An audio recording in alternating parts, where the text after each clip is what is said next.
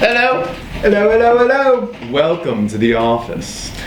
You are in downtown LA with your boy Groooooobies.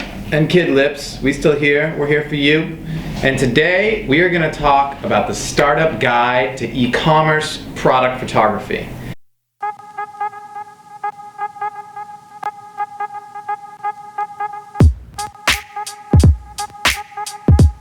So this is kind of startup being the key word. We're going to show how to do this on a budget. If you are trying to make photos of products and sell them on the internets, you're going to need to watch carefully and also contribute your thoughts, because I'm sure a lot of you have already tried this. Maybe you've found some great ways to do it.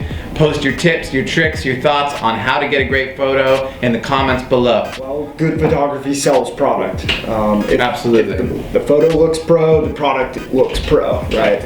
It's also just an informational tool. For someone to buy something, let's say I really want to get an 84 Toyota Celica convertible, right? And I go on Craigslist and I'm looking at all of these 84 Toyota Celica convertibles, and here's one that's, you know, a good price, but I don't have any photos. I'm less likely to want to check it out. So having pictures helps me identify this is what I'm going to be getting. It's informational. It's important to know. Oh, I'm actually getting that. And you can nail it. I mean, if you nail it, even with your iPhone, that'll sell. We've seen it happen time and time again. And if you're working from, let's say, a digital mock-up or a sketch or something that's not the accurate image, unless it's really well done, 9 times out of 10, it's not going to sell as well as it would if it's a photograph of the actual product, exactly. Cool. If you're just getting started or you're growing, this video is probably for you. This is a way to do things on a budget.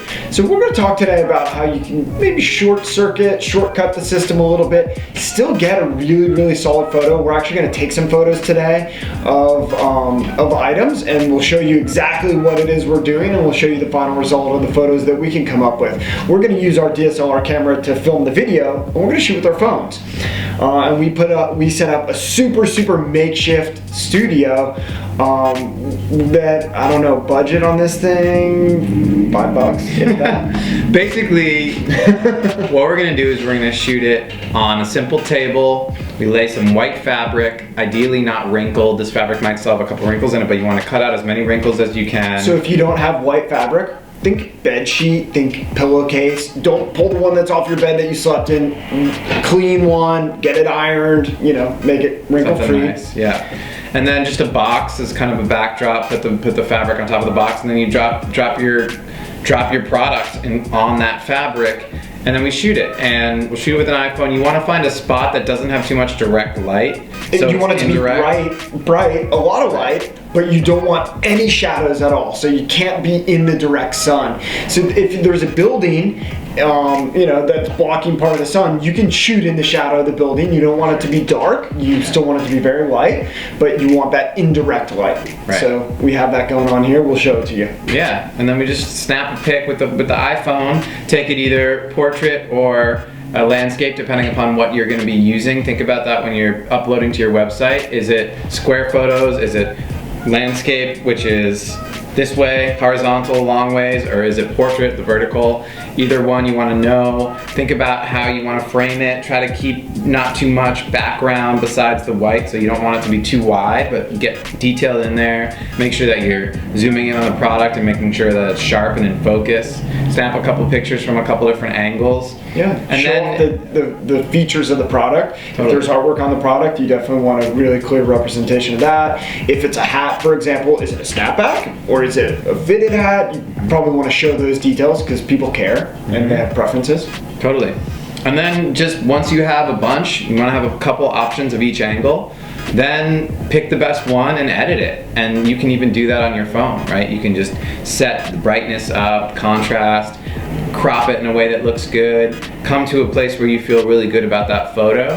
There might be specific image size requirements. For example, on the Fleek website, there's specific sizes that we upload to the site. You might have the same thing, so you might need to bring it into your computer and actually do some editing on either a free tool like GIMP or on Photoshop or something like that, Lightroom. But in whatever tool you use, just think about how you can basically get the backdrop as clean as possible. So you already started with white, but you might need to brighten that a little bit, reduce some of the wrinkles if they're still there, and let the foreground really pop and really get that contrast and that saturation and the color is really strong. So you might want to increase the saturation. If you're increasing the brightness or the contrast, you might lose to blur out the background and make it very white. You might lose a little bit of the colors of the garment or the item itself, but when you increase the saturation, you can bring those colors back pretty strong. For sure.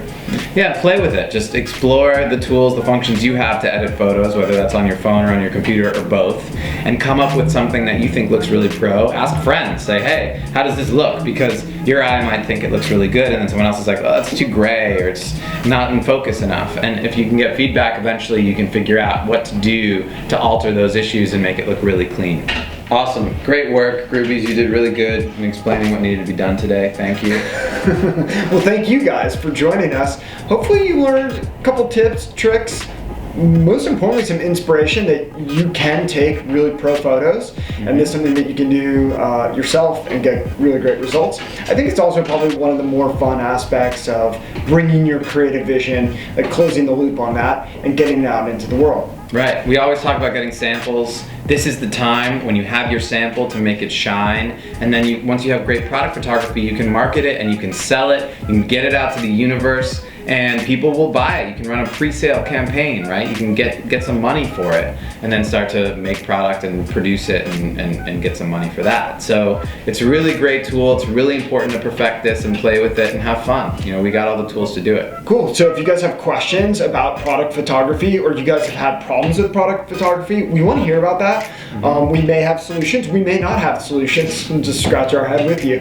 But yeah, let's get that out there. Let's help the community improve and build better products. Get them out there. Absolutely.